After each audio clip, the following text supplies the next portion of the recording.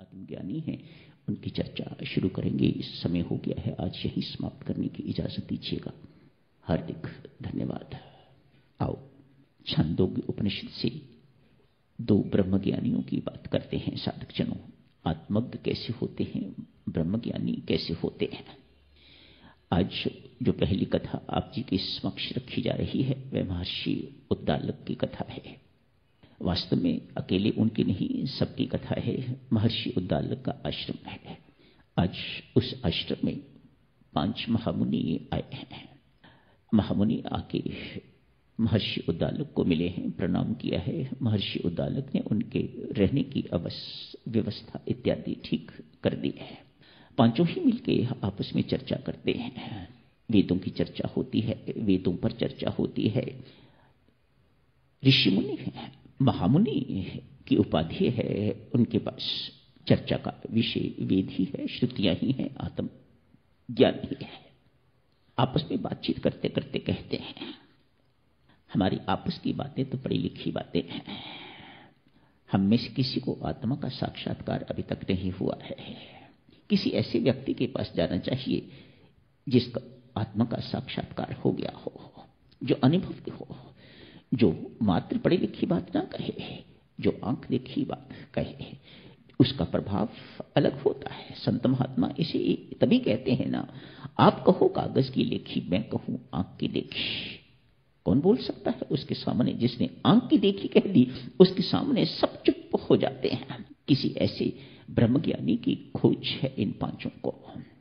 महर्षि उद्दालक के पास जाते हैं, जाके उसी आश्रम में लेकिन गए हैं उनके पास मिलने के लिए। उन्हें प्रणाम किया है, चरण वंदना की है। कहा, महाराज हमें आत्मबोध दीजिएगा, हमारी प्यास जन्म जन्मांतरों की तृप्त कीजिएगा, हमारी भूख जन्म जन्मांतर की मिटाइएगा महाराज।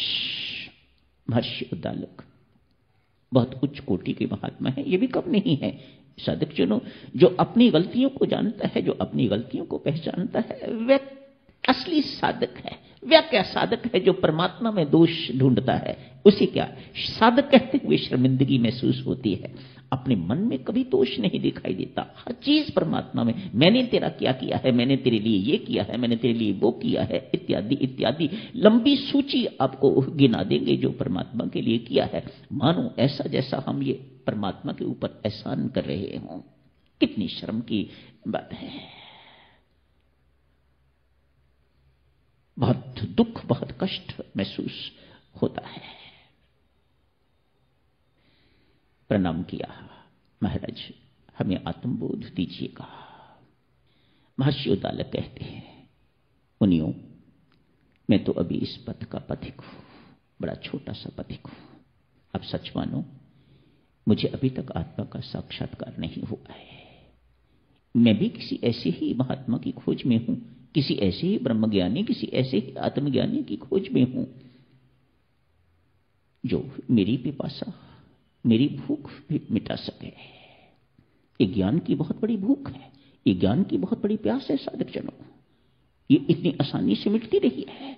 जब तक कोई ब्रह्मज्ञानी कोई जीवन में नहीं आ जाता, जब कोई भूख प्यास मिटाने वाला जीवन में नहीं आ जाता, तब तक ये भूख प्यास मिटती नहीं है। चलो 6 के 6 मिलके राजा अश्वपति के पास चलते हैं। इस युग का राजा कोई संत महात्मा नहीं, कोई महामुनि नहीं, कोई ब्रह्मज्ञानी नहीं कहा, राजा अश्वपति के पास चलते हैं। इस वक्त इस युग का वह जाना पहचाना ब्रह्मज्ञानी है।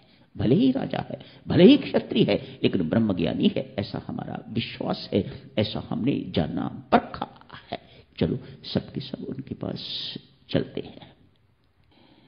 महर्षि उद्दालक के आश्रम में 5 महामुनि गए हैं। उपनिषद सार के अंतर्गत ये कथा चल रही है, उपनिषदों की कथा है ये। 5 महामुनि पहुंचे हैं, आपस में चर्चा कर रहे हैं। मुनियों, हमारा ज्ञान तो किताबी ज्ञान है, हमें अभी तक किसी को आत्मा का साक्षात्कार नहीं हुआ। हमारा ज्ञान अनुभव ज्ञान नहीं है, हमारी बातचीत आंखों देखी नहीं है। हम पढ़ा सकते हैं, हम सब कुछ समझा सकते हैं, इत्यादि इत्यादि, लेकिन पढ़ने वाला, समझने वाला यदि ये प्रश्न कर दे क्या आपने अपनी आत्मा को देख लिया है या परमात्मा को देख लिया है, तो हमारा जवाब होगा कि भाई क्षमा करें, नहीं हमने देखा नहीं है, तो पढ़ी लिखी बातें हैं, जो पढ़ा है वही आपकी सेवा में रखा जा रहा है। महर्षि उद्दालक से बात करते हैं, ये हमारे से बड़े हैं, अनुभवी हैं, हो सकता है इन्हें आत्म साक्षात्कार हो गया हो, इन्हें आत्मा की अनुभूति हो गई हो, इन्हें परमात्मा से मिलन हो गया हो, तो ये हमारी शंकाओं का समाधान कर सकेंगे। शंकाओं का समाधान साधकजनों किताबें पढ़ के करना और बात है, अपनी आंखों से देखी हुई बातों से शंकाओं का समाधान करना और बात है। There is nobody to question then, कोई क्वेश्चन नहीं कर सकता, कोई प्रश्न नहीं कर सकता, झट से कहता है आप कहो कागज की लेखी, मैं कहूं आंख की देखी, जो मैंने देखा है मैं वर्णन कर रहा हूं, सो उसमें कोई गलती की कोई गुंजाइश जो है वह नहीं। महर्षि उद्दालक को प्रणाम किया, कहा महामुनि हमारी जिज्ञासा है, मेहरबानी करके तृप्त कीजिएगा, जन्म जन्मांतर की भूख है प्रभु, हमारी इस भूख को मिटाइएगा, हमें आत्मबोध दीजिएगा, हमें आत्मज्ञान दीजिएगा।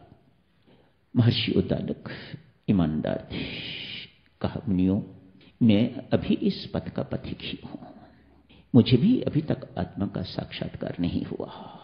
हाँ, पढ़ लिखा बहुत हूं, मैंने आपसे शायद ज्यादा बार वेदों का अध्ययन किया है, अनेक पुस्तकें और भी पढ़ी होंगी मैंने, आपसे ज्ञान मेरा हो सकता है ज्यादा हो, पर मेरा अनुभव नहीं है, मैं अनुभवी नहीं हूं, मैं तत्वज्ञ नहीं हूं, मैं आत्मज्ञ नहीं हूं, पढ़ा लिखा जरूर हूं, लेकिन आत्मा को जानने वाला वह नहीं हूं जिसको आत्मा का साक्षात्कार हो गया हो।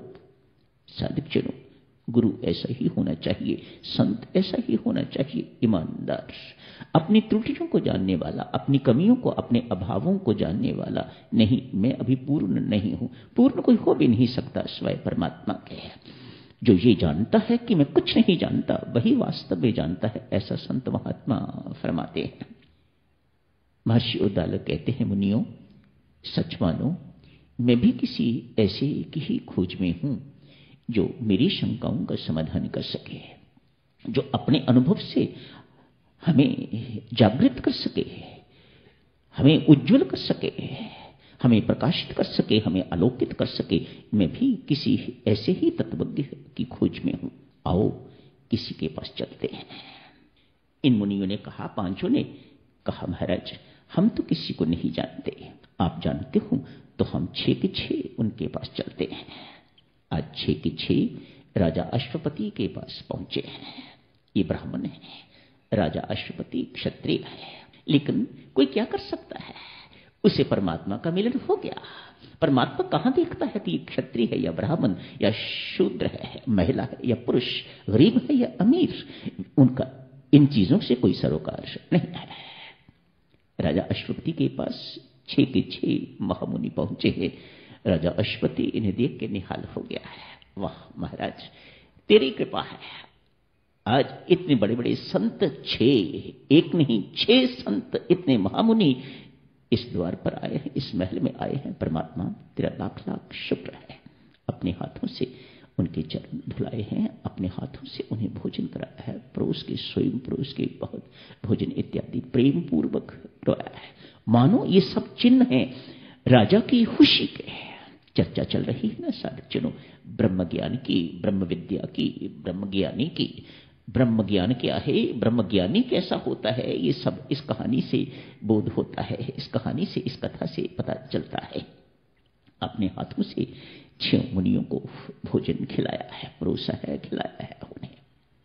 भोजन के बाद दक्षिणा देनी होती है। एक साइड पर काफी सारी सामग्री रख दी है उनके लिए, अनमोल रत्न इत्यादि, सोना इत्यादि, जो भी कुछ उपहार दिए जा सकते थे वह एक राजा को जो देने शोभा देते हैं। गरीब आदमी देगा तो क्या देगा, टका दे देगा, 1 आना दे देगा, 50 पैसे दे देगा, 1 रुपया दे देगा। राजा तो इतना छोटी चीज नहीं देता, उपहारों का ढेर लग गया है। कहा महामुनि ये सब आप ही के लिए है, भोजन करने के उपरांत इन्हें स्वीकार कीजिएगा, ये उपहार आपके लिए हैं। छियों के छियों मुनि एक दूसरे के मुख को देखते हैं कि हम यहां पर उपहार लेने के लिए नहीं आए, हम यहां पर धन लेने के लिए नहीं आए। पर मन ही मन सोचा, हो सकता है राजा अश्वपति के पास जो भी कोई आता है इन्हीं चीजों के लिए आता है, और राजा अश्वपति ने यही सोचा होगा कि ये भी इसी काम के लिए आए हैं, इनको भी देके विदा कीजिएगा। मुख से कुछ कहा नहीं है, लेकिन वह उपहार